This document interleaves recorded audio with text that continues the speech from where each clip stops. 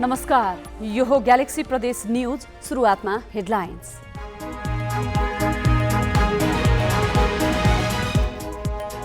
कृषि विकास कार्यालय मुगुले फिर्ता पठायो कर्णाली प्रदेश सरकारका 66 योजना।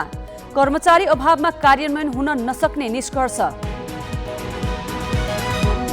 वर्षेनी डुबानको चपेटामा परेपछि कैलालीको भजनीका किसान खेतबारीको माटो बेच्न थाले। क्षति न्यूनीकरणका लागि सरकारले वास्तै नगरेको गुनासो। मोरङ केराबारीका 7 घर परिवार पहिरोका कारण विस्थापित। सडक सञ्जाल टुटेपछि आवत जावतमा समस्या।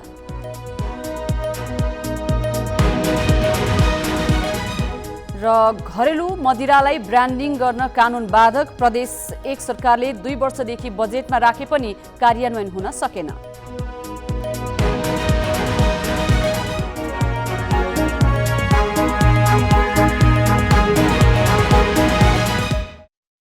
अब न्यूज विस्तारमा।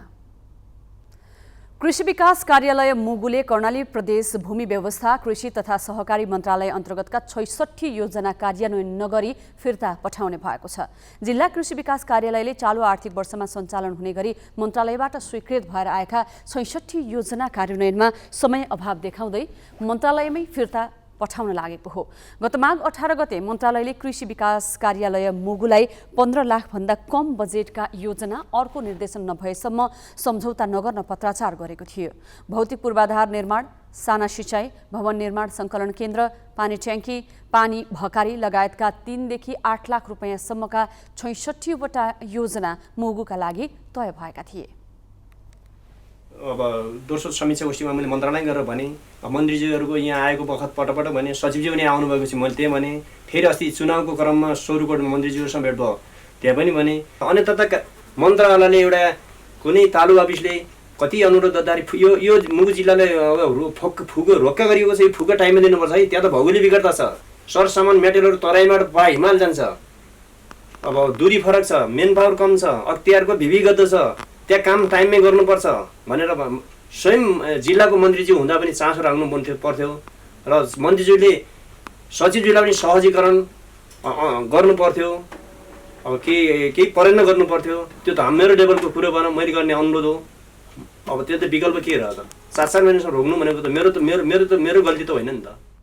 चालु आर्थिक वर्ष सकिन 25 दिन मात्र बाँकी रहँदा 1 देखि 15 लाखसम्मका 100 वटा योजनामा हालसम्म 5 वटाको मात्रै भुक्तानी भएको छ भने 95 वटा योजनाको बाँकी छ।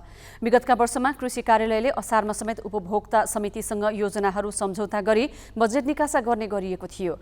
तर 6 कर्मचारी विरुद्ध अख्तियारमा मुद्दा परेर कर्मचारी तारिख धाउन थालेपछि जिल्लामा आएका योजना र करोडौं रकम मन्त्रालयमै फिर्ता पठाउनु परेको कृषि कार्यालयले जनाएको छ। हरेक वर्ष डुबानको चपेटामा पर्न थालेपछि कैलालीको भजनी नगरपालिका कुसुमघाट र बर्दुवा फाँटका किसान खेतबारीको माटो बेच्न थालेका छन्। बर्सातमा डुबान र बाढीका कारण अन्नबाली नष्ट हुने भएका कारण बाली लगाउन छोडेर उनीहरूले माटो बेचेरै गुजारा चलाउन थालेका। वर्षायाममा डुबान हुने भएपछि कैलालीको भजनीको वडा नम्बर 3 को बर्दुवा फाँटा र कुसुमघाटका किसानहरू यति बेला खेतबारीको माटो बेच्न लालाहित देखिन्छन्। हामी बाढी पीडित पऱ्यो यहाँको। हाम्रो यहाँ यस्तो मौसम अहिले गरिरहेको छ, यसको केही थाहा छैन। पछि 81 पानी आउँछ, 81 पानी आएपछि बाढी आएर जति बाली हुन्छ बाली नष्ट पारिदिन्छ। हामी ऋणमा डुबेका छौँ, त्यो ऋण चुक्ता गर्नको लागि माटो बेचेको।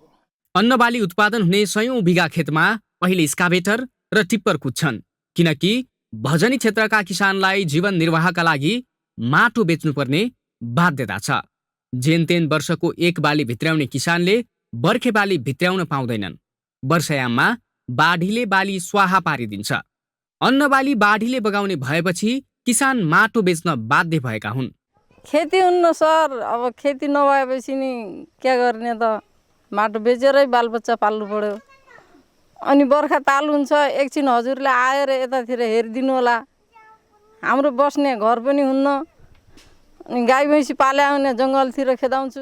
अहिले किसानका खेतमा निर्माण व्यवसायीहरू पुग्ने गरेका छन्। उनीहरूले प्रति टिप्पर 500 रुपैयाँका दरले माटो किन्ने गर्छन्। कतिपयले माटोकै लागि जमिन नै किन्ने गरेको किसान बताउँछन्। यो यहाँ खेती हुँदैन, एक खेती यो काटी उनले पैसा पाइहाल्छन् 4-5 लाख त्यहीले बेच्ने हुन्, तर अरू उपकार ज्ञान त्यही हो उपकार यहाँको। उस्तो अरे एक बाली हुन्छ, कहिले ज्ञान पानी अहिले हिउँदो भयो नि बर्खा भयो 2 बाली मर्यौँ। त्यसैले उस्तो अहिले माटो बेच्छु भन्ने ठेकादार पनि आइराखेका हुन्छन्।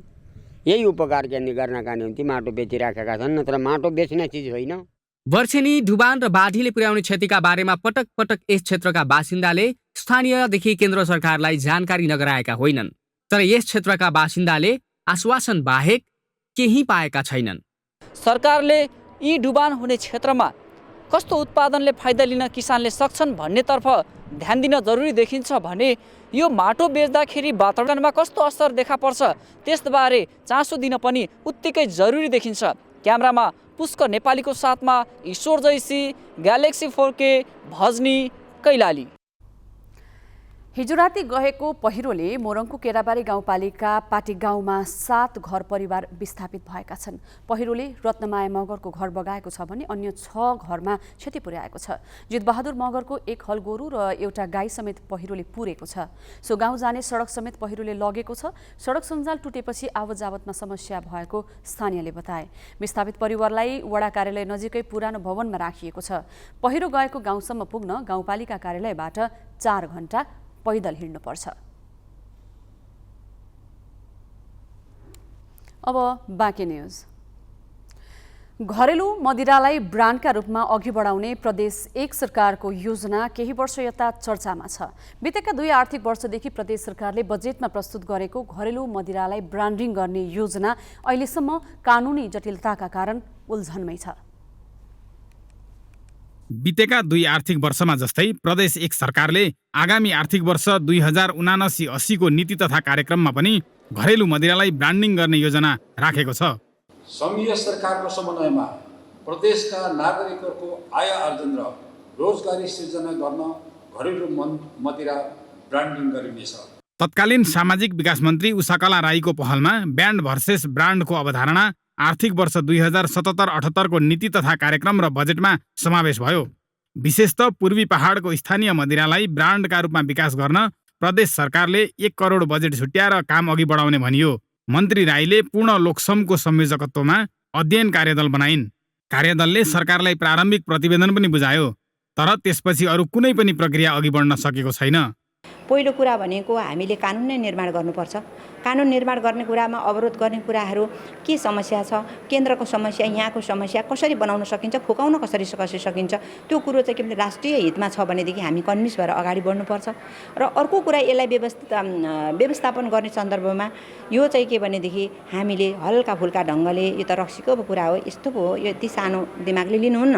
यसलाई चाहिँ के हो भने हामीले राष्ट्रिय अर्थतन्त्र र निर्यात गर्ने कुरामा अहिलेसम्म हामीले प्रमुख केही पनि सकेका छैनौँ। नेपालको कानुनले अवैध मानेको घरेलु मदिरालाई ब्रान्डिङ गर्न प्रदेश सरकारलाई कानुनी जटिलता देखिएका छन्।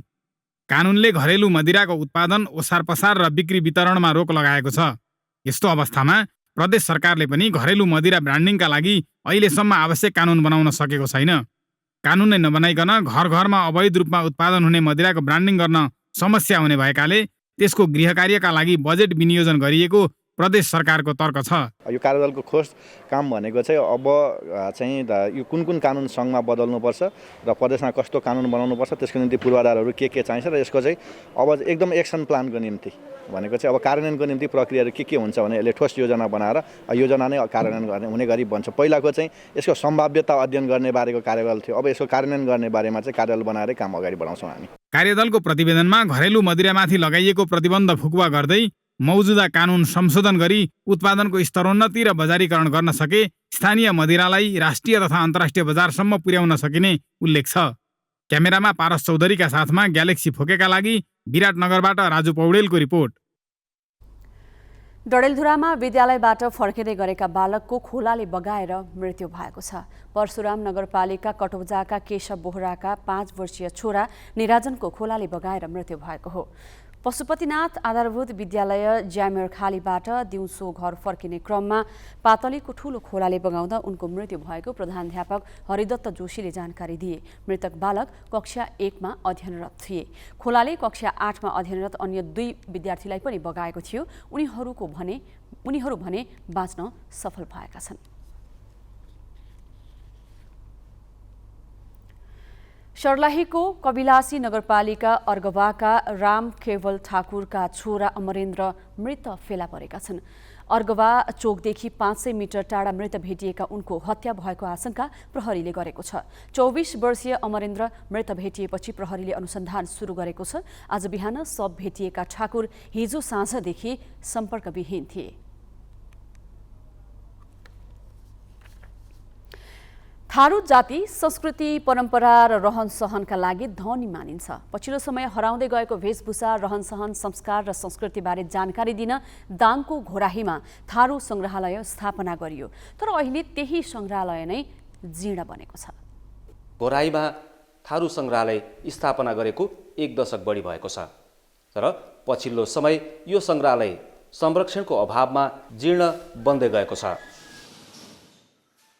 घोराही उपमहानगरपालिका वडा नम्बर 17 को पनौरामा रहेको यो थारू संग्रहालयमा थारू संस्कृतिसँग जोडिएका थुप्रै वस्तुहरू राखिएका छन् र त्योसँगै थारूहरूको संस्कृति भेषभूषा झल्कने काठको मूर्तिहरू समेत बनाइएको छ। तर पछिल्लो समय संरक्षणको अभावमा काठबाट बनेका र माटोबाट बनाइएका विभिन्न वस्तुहरू सड्ने र गल्ने अवस्थामा पुगिसकेका छन् भने कतिपय काठका मूर्तिहरू धमिराले खाएर नासिँदै गएको छ।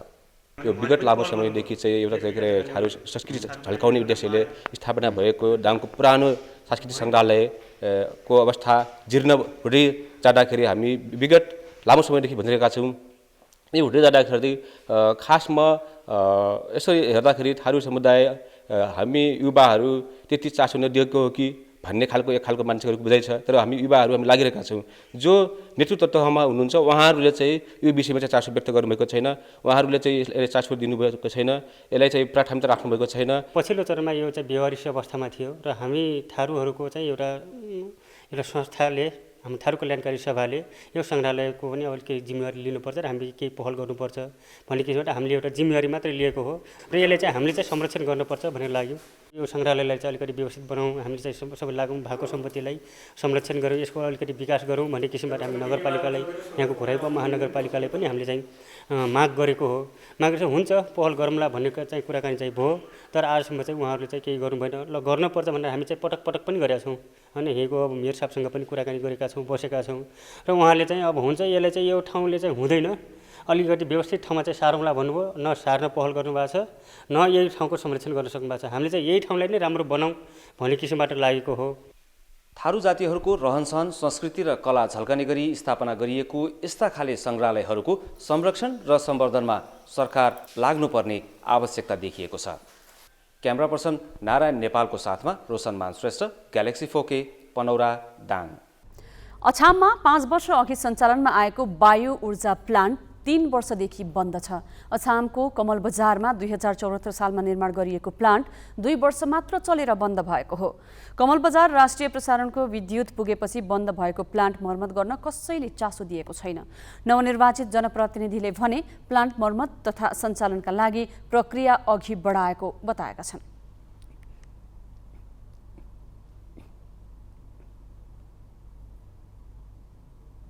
केन्द्रीय प्रसारण लाइन पनि जोडिन पुग्यो, कमल बजारमा आइपुग्यो। त्यसपछि हाम्रो ध्यान यो वायु तथा सौर्य ऊर्जालाई मर्मत गर्नेतिर गएन र अब अहिले हामीले महसुस गरेका छौँ, हामीले अहिले यसको चाहिँ आवश्यकता महसुस गऱ्यौँ। यो नमुनाको वायु तथा सौर्य ऊर्जा छ, यो सुदूरपश्चिमको सम्भवतः मलाई लाग्छ, अरू ठाउँमा यो छैन। ल यसलाई आन्तरिक पर्यटन प्रवर्धनमा पनि यसले अलि सहयोग गर्छ भन्ने हामीलाई लाग्छ। त्यसैले यसको लागि त हामीले यो मर्मत सम्भार गरेर पुनर्सञ्चालनमा ल्याउनुपर्छ। 1 करोड 30 लाखमा निर्माण गरिएको 31 किलोवाट क्षमताको बायो ऊर्जा प्लान्टमा सरकारको 1 करोड र कमल बजार नगरपालिकाको 30 लाख लगानी रहेको छ। दैलेखको भैरवी गाउँपालिका रावतकोट मेहल टाकुराका गौरे सार्कीको परिवारले सहयोग पाएको छ। च्यातिएको त्रिपाल मुनि बस्दै आएको गौरे सार्कीको परिवारको दुःख सम्बन्धी सामग्री ग्यालेक्सी 4K टेलिभिजनले जेठ 26 गते प्रसारण गरेपछि दाताहरूले सहयोग गर्न थालेका हुन्। सार्की परिवारका लागि रावतकोटका पञ्चदेवल पूर्व विद्यार्थी समाजले 2 कोठे घर निर्माण थालेका छन्। भैरहबी गाउँपालिकाले पनि 50,000 सहयोग गर्ने आश्वासन दिएको छ।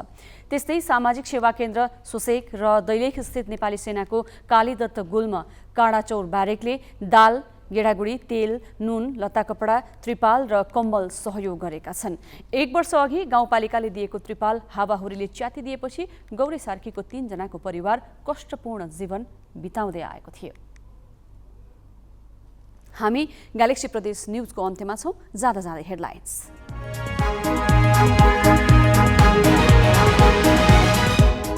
कृषि विकास कार्यालय मुगुले फिर्ता पठायो कर्णाली प्रदेश सरकारका 66 योजना। कर्मचारी अभावमा कार्यान्वयन हुन नसक्ने निष्कर्ष।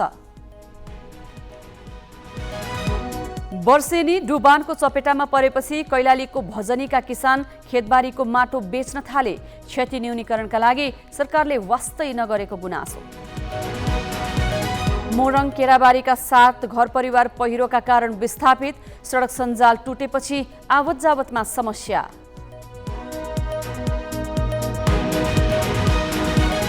र घरेलु मदिरालाई ब्रान्डिङ गर्न कानुन बाधक। प्रदेश 1 सरकारले 2 वर्षदेखि बजेटमा राखे पनि कार्यान्वयन हुन सकेन।